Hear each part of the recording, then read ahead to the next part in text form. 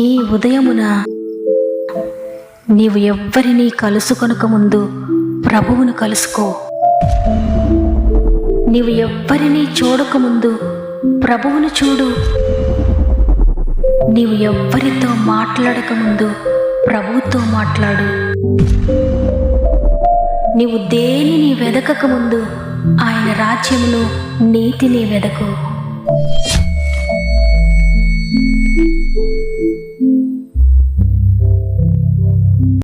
Praise the lord.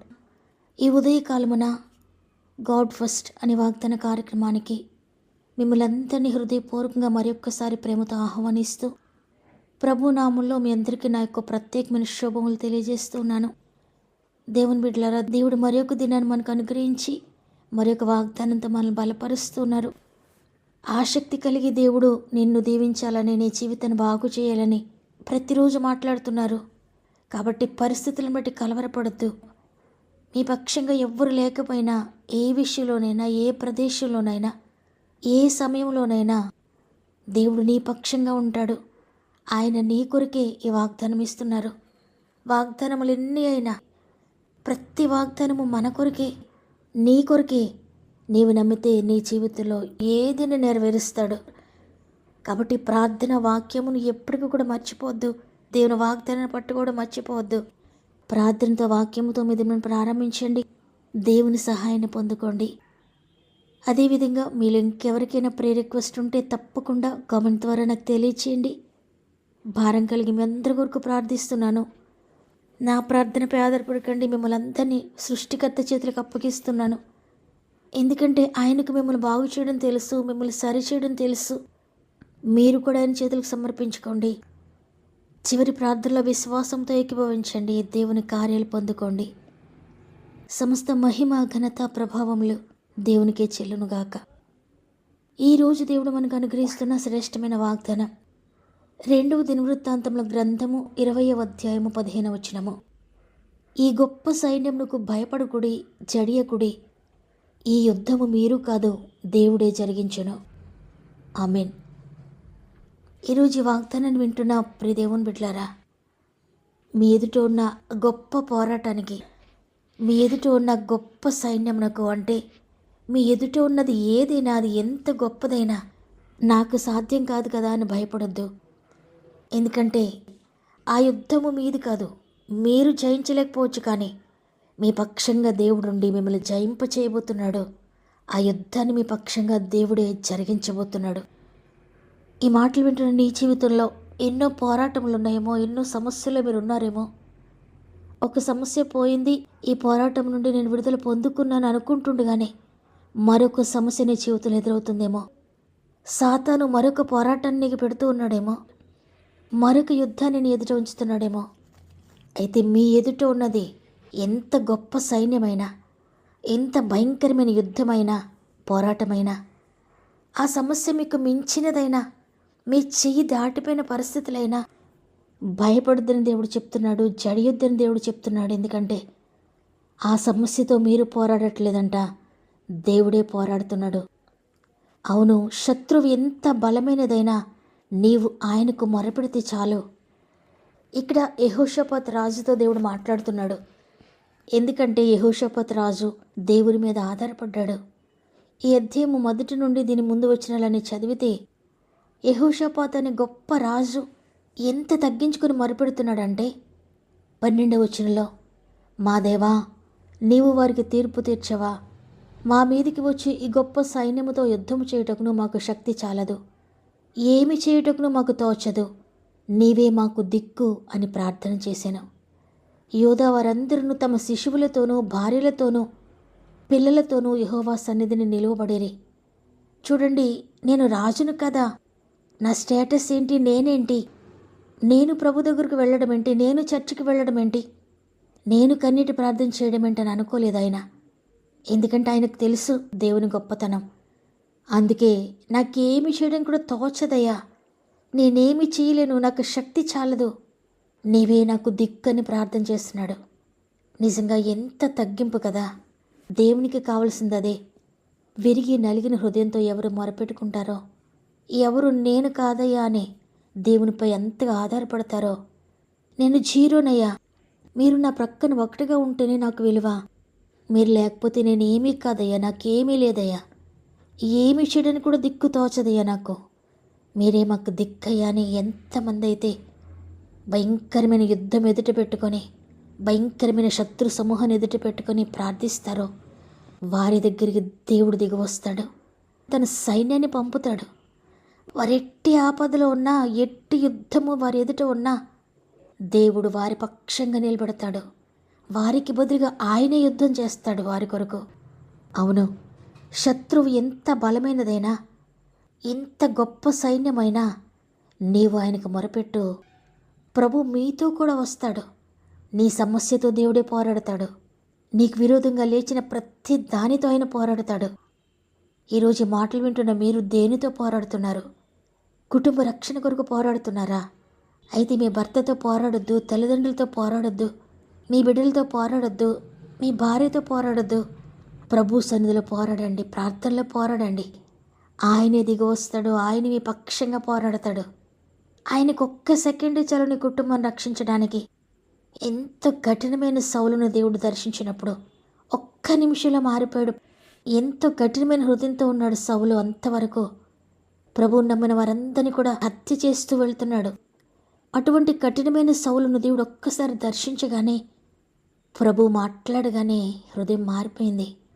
ఎవరి మీద అయితే కక్ష కట్టాడో, ఎవరిని చంపుతున్నాడో ఆ ప్రభు గుంపులో చేరిపోయాడు. అంతవరకు క్రీస్తు నమ్మిన వారిని చంపిన సౌలు క్రీస్తు కొరకు ప్రాణం పెట్టే పౌలుగా మారిపోయాడు. అందువల్ల నీ భర్త రక్షణ విషయంలో, నీ భార్య రక్షణ విషయంలో, నీ తల్లిదండ్రుల రక్షణ విషయంలో, నీ బిడ్డల రక్షణ విషయంలో ప్రార్థనలో పోరాడు. దేవునికి అప్పగించే యుద్ధాన్ని తప్పగా నీ పక్షంగా యుద్ధం చేస్తాడు. ఈరోజు నీ జీవితంలో ఆత్మీయంగా ఎన్ని పోరాటములు ఉన్నాయో, శారీరకంగా ఎన్ని పోరాటములు ఉన్నాయో, మానసికంగా ఏ విషయాల గురించి పోరాడుతున్నారో, రోగమైన, ఆర్థిక బంధకాలైనా, ఇంకా ఏ పోరాటములు ఎదుట ఉన్నా భయపడద్దు. మీ ఎదుట ఉన్న దేనికి కూడా భయపడొద్దు, చెడియొద్దు. మీరు కాదు యుద్ధం చేసేది, మీరు కాదు పోరాడేది. ఆయనకు అప్పగిస్తే ఆయనే పోరాడతానంటున్నాడు. ఈరోజు అందరం కూడా, అయ్యా అనేక సంవత్సరాలుగా నేను పోరాడి ఓడిపోయాను, నేను జయించలేకపోయాను తండ్రి. ఇదిగో ఈరోజు మీ చేతుల్లో పెడుతున్నానయ్యా నా ప్రతి పోరాటమును, నా ప్రతి సమస్యను. పోరాడని నీ ఉండగా నేను భయపడిన తండ్రి. నా శక్తి చేత నేను ఓడిపోయినయ్యా, నా బలము చేత నేను ఓడిపోయినయ్యా. ఏమి చేయడానికి కూడా నాకు తోచడం లేదయ్యా, ఏమి చేయలేనయ్యా, నీవే నాకు దిక్కయ్యా అని ఈరోజు మనందరం పూర్తిగా సబ్మిట్ అయిపోదాం ప్రభుకు. ఆయన చేతులకు అప్పగించేద్దాం మన ప్రతి పోరాటాన్ని. ఈరోజు మీరు గనక మీ పోరాటం దేవుని చేతులకు అప్పగించేలా ఉంటే ఒక్క నిమిషం నాతో మోకరిస్తారా? కలిసి ప్రార్థన. ఆత్మీయ యుద్ధములో నా అంతరంగములో పోరాడుచున్నాను, పరుగెత్తుచున్నాను. ఆత్మీయ యుద్ధములో నా అంతరంగములో పోరాడుచున్నాను, పరుగెత్తుచున్నాను. ఓటమిని నేను ఇక కోరనయ్యా, జయ జీవితమునే దయచేయుమయ్యా నా యేసురాజా. నీ సన్నిధానంలో నేనుందు నిశ్చయమే కలకాలమయ్యా, నేనుందు నిశ్చయమే కలకాలమయ్యా నా యేసురాజా. నీ సన్నిధానంలో నేనుందు నిశ్చయమే కలకాలమయ్యా, నేనుందు నిశ్చయమే జయమే కలకాలమయ్యా.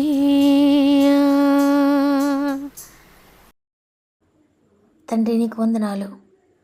నీ కృపను బట్టి మరొక దినాన్ని మాకు అనుగ్రహించారు. కేవలం నీ కృప మాత్రమే మమ్మల్ని బ్రతికించి నిలబెట్టింది. మా బలము మా శక్తి చేత మేము బ్రతికి లేమయ్యా. బ్రతుకని సెలవిచ్చిన నీ వాక్కును బట్టి మేము బ్రతికి ఉన్నాం. ఈరోజు మా ఆత్మీయ కుటుంబం అంతా బ్రతికి ఉన్నారంటే నీ కృపే. మేము ఈరోజు వాక్యం వినగలిగామంటే మీ కృపే. ప్రార్థించగలుగుతున్నామంటే మీ కృపే తండ్రి. రెండంచులు ఖడ్గమంటే నీ మాటలు, సజీవమైన నీ మాటలు మాకు వినిపించారు అయ్యా. మాటల ద్వారా నన్ను బలపరుస్తున్నారు, మా ఆత్మీయ కుటుంబంతో బలపరుస్తున్నారు. అందుని బట్టి వందనాలు తండ్రి. ఈరోజు ప్రతి ఒక్కరు కూడా ఏదో ఒక పోరాటంలో నలిగిపోతున్నారు. అందుకే మీరు నీ బలమైన వాగ్దానాన్ని ఇచ్చారు. మీరు ఎందుకు నలిగిపోతున్నారు, ఎందుకు భయపడుతున్నారు, ఎందుకు జడుస్తున్నారు? నేనున్నాను కదా, మీ యుద్ధము మీరు చెయ్యొద్దు, నాకు అప్పగించండి మీ ప్రతి పోరాటాన్ని. ఏది దాచుకోకుండా నాకు తెలియచేయండి, ఏది కూడా మీ దగ్గర ఉంచుకోకండి, నాకు ఇవ్వండి. నేను మీ పక్షంగా యుద్ధం చేస్తాను, నేనున్నాను, నేను జరిగిస్తాను ప్రతి కార్యాన్ని వాగ్దానం చేశారు తండ్రి. నమ్మిన వారందరి జీవితాలు వాగ్దానం నెరవేర్చబడును గాక. వారు ఎంత నమ్ముతున్నారో, ఎంతగా నీకు అప్పగిస్తున్నారో, ఎంతగా నీ కొరకు నిరీక్షణతో ఎదురు చూస్తున్నారో, వారందరినీ మీరు లేవనెత్తుతున్నందుకు, వారి పక్షంగా యుద్ధం చేస్తున్నందుకు, వారికి బదులుగా మీరు పోరాడుతున్నందుకు, వారు చేయాల్సిన ప్రతి కార్యమును మీరు చేస్తున్నందుకు కోట్లాది స్తుతులు చెల్లిస్తూ ఉన్నాను. ప్రాముఖ్యంగా తండ్రి, ఎంతమంది బిడ్డల సమస్యలు శోధనలో ఉన్నారయ్యా. ఎన్నో ఇరుకులు ఇబ్బందులు నలిగిపోతున్నారు తండ్రి. ఎటు తోచని స్థితిలో ఉన్నారయ్యా.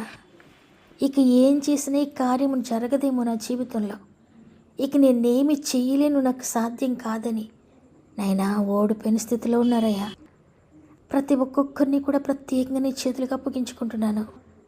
ఎంతమంది ఆత్మీయంగా ఓడిపోతున్నారో, పాపంలో పడిపోతున్నారు, వ్యసనాల్లో కూలిపోతున్నారు, ప్రతి ఒక్కరికి విజయం కలుగునుగా యేసునామములో, ప్రతి ఒక్కరికి విజయం కలుగునుగా యేసునామములో.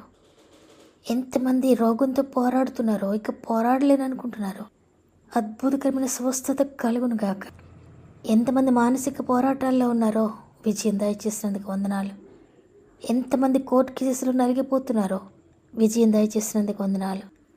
ఎంతమంది శత్రు పోరాటాల్లో ఉన్నారో విజయం దయచేస్తున్నందుకు వందనాలు. ఎంతమంది కుటుంబంలో ఎన్నో శ్రమలు, శోధనలు, ఎన్నో ఆటంకాలు, భార్యాభర్తల మధ్య సమస్యలతో విచ్ఛిన్నమైపోయిన కుటుంబాలు కలిగిన ఎంతమంది నలిగిపోతున్నారో, పరిశుద్ధాత్మ ప్రతి జీవితం మీరు బాగు చేస్తున్నందుకు, ప్రతి కుటుంబానికి కడుతున్నందుకు వందనాలు చెల్లిస్తున్నానయ్యా. ఉద్యోగ సమస్యలను విడుదల ప్రకటిస్తున్నాను. గర్భఫల లేమి నుండి విడుదల ప్రకటిస్తున్నాను. వివాహం జరగని వారి జీవితంలో అద్భుతం జరుగునుగాక. వ్యాపారాలు దీవించబడునుగాక, వ్యవసాయం దీవించబడునుగాక, చేతి పనులు దీవించబడునుగాక. వారు చేసే ప్రతి పనిని మీరు ఆశీర్వదిస్తున్నందుకు వందనాలయ్యా. ఎగ్జామ్స్ రాసిన బిడ్డలందరికీ చక్కటి రిజల్ట్స్ చేయండి. ప్రత్యేకంగా గర్భంతోనే బిడ్డలందరినీ చేతులకు అప్పగించుకుంటున్నానయ్యా. 9 నెలలు మీరు తోడుగా ఉండి సేఫ్ డెలివరీ చేస్తున్నందుకు వందనాలు. ఈరోజు ప్రత్యేకంగా పుట్టినరోజులు, పెండ్లి రోజులు జరుపుకున్న వారందరినీ కూడా జ్ఞాపకం చేసుకోండి. సంవత్సరం అంతా తోడుగా ఉండి నడిపించండి.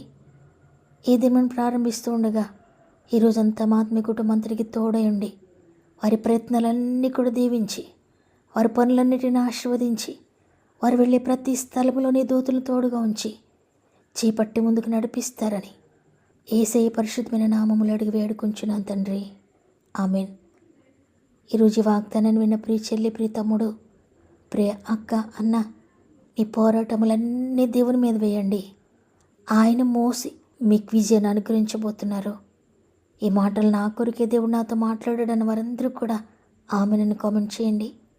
లైక్ చేయడం, షేర్ చేయడం మర్చిపోకండి. దేవుని చిత్తమైతే తిరిగి రేపు అందరం కలిసి ఆయనను స్తుతిందాం. అంతవరకు ప్రభు మీకు, మీ కుటుంబాలకు తోడేండి నడిపించును గాక. God bless you.